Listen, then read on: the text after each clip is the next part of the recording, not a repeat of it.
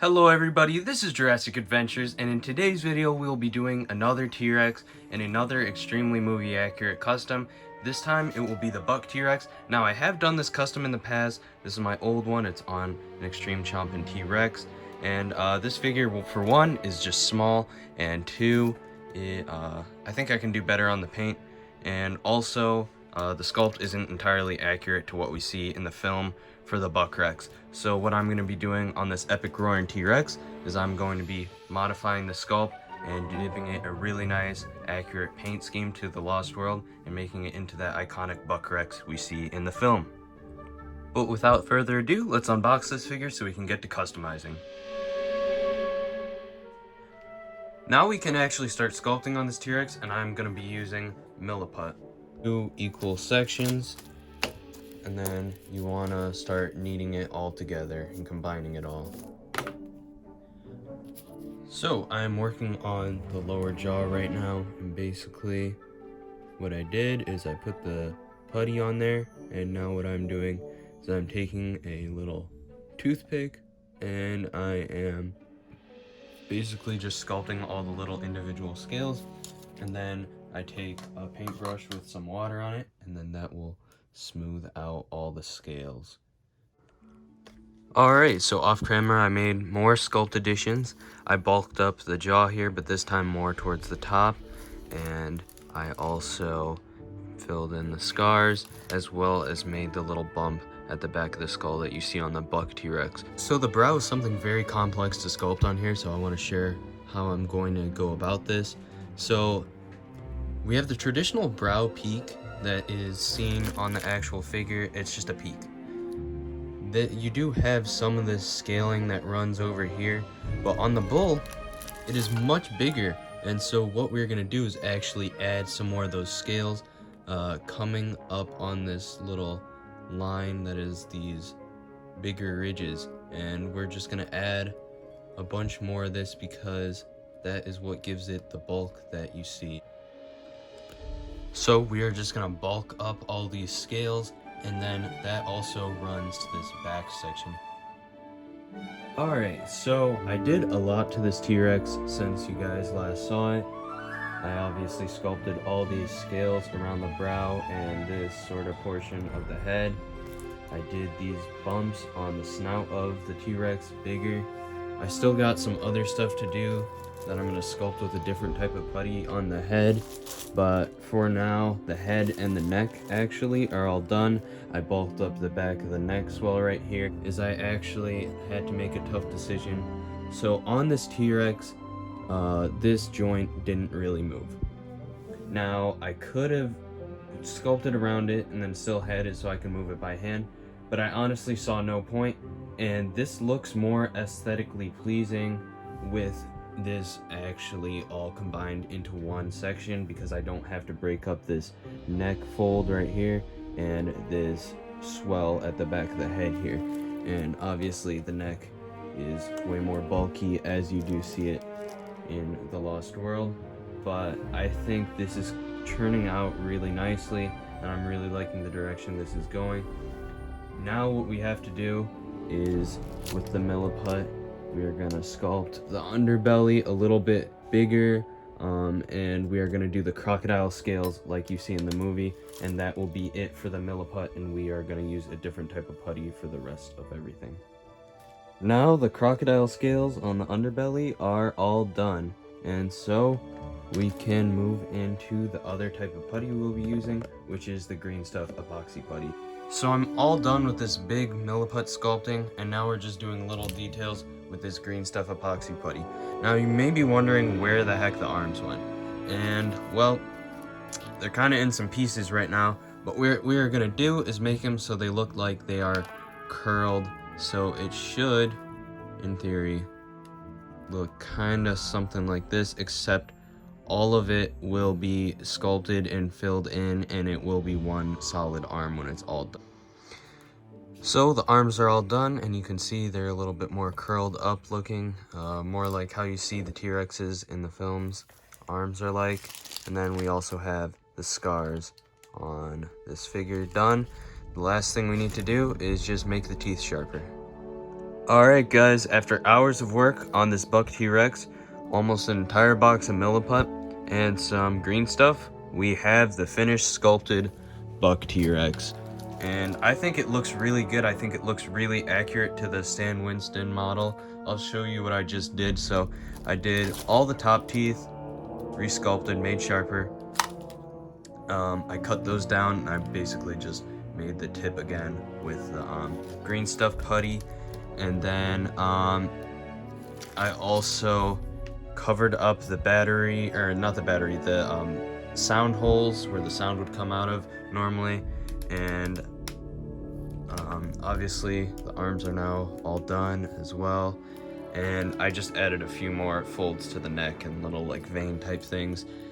And after everything cures, we can finally get to painting this thing. So I went ahead and I primed the entire buck T-Rex with some gray airbrush primer. And now what I'm gonna do is I'm gonna take some brown and I'm gonna spray the whole underbelly as a base coat. Now that the brown underbelly is done, we're gonna take a tan color and we are going to start dry brushing the underbelly. So that shade of tan is all done. And now we just gotta go into one more lighter shade of tan, but even less paint on the brush and just lighter dry brushing. Now that the underbelly is mostly complete, I have this flesh tone that I mixed up by adding a little bit of pink to the previous color we used on this figure, and I am just going to hit some small areas with this.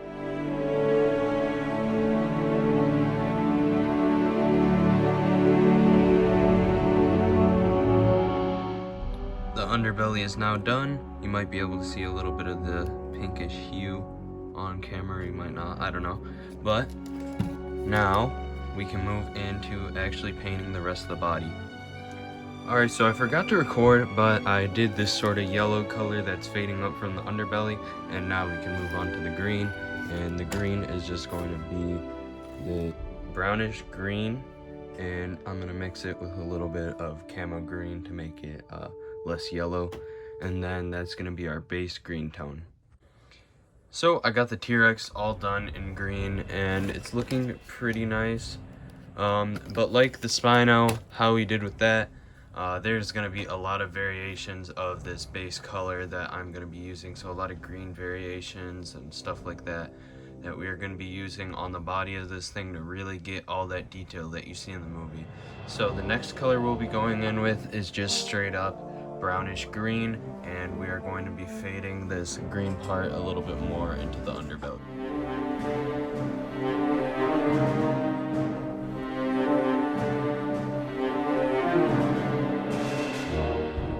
Here I'm just taking some camo green and doing some spots on the figure. Here I'm using a darker shade of green around the eye and some other parts. And here I'm using a greenish gray to do some details. So now, after all those shades of green and brown, we finally can get into the actual patterning on this thing. And we are going to be doing sort of this yellowy tone that you see here and also on like the snout. And we are going to be doing stripes on the back.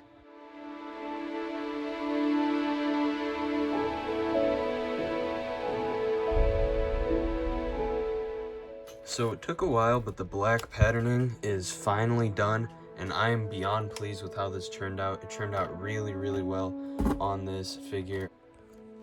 Next thing I'm going to do is I'm going to take some tan paint and I'm going to paint over these scales on the face.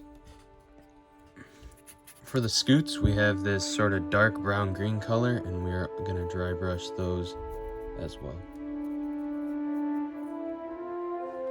For the nails, we're just going to do black. So I went ahead and I painted the entirety of the mouth with this desaturated pink, and it's pretty light. And so what we're going to do is we're going to take the airbrush, and in certain cracks and details, we're going to paint a darker, more brownish pink color. Now we're going to take a flesh shade wash, and we're just going to hit the entirety of the mouth with this. So while that dries in the mouth, we can move on to the eye, and this is going to be in a light yellow ochre color. We're just going to base coat the eye. I already did the eye in a light gray color to sort of get it ready for this, because if you didn't know, yellow paint doesn't have very good opacity, so when you apply it onto like a black surface, it will get all streaky and weird and you have to do a ton of layers. This basically just prevents that, and it allows the yellow to show in its bright nature. While the eye was drying, I took some of the pink we used for the mouth and I did the scars real quick. I will be adding the wash in those as well, but now we got a darker yellow color, yellow-orange color, and we are going to do a little bit of a pattern inside the eyeball. Next color up is deep brown, and that is going to be for some of these striations.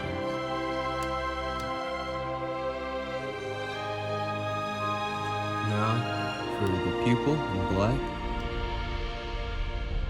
The pupils are done, and so now we just gotta paint the highlights, and this one is in white just on the side of the pupil right there, and then we get another one that is a light yellow, and that goes near the back of the eye, which is both pretty small. There we go. Last thing for the eyes, we're just gonna add some yellow ink almost to act as a filter and bring all the colors together. So I got the teeth painted in bone white, and I'm just gonna do little lines on the teeth with this brown.